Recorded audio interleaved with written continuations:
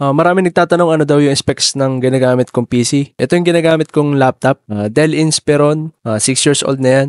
Meron siyang processor na Intel Core i5, 7th Gen. GPU niya, GTX 1050, 32 gigs of RAM, tapos 512 gig na SSD, saka 1 terabyte na storage. Ano nga ba ang magandang specs para sa graphic design? So sabi sa Adobe website, kailangan pa rin ng mataas sa processor. Siguro mga Core i5 or Core i7.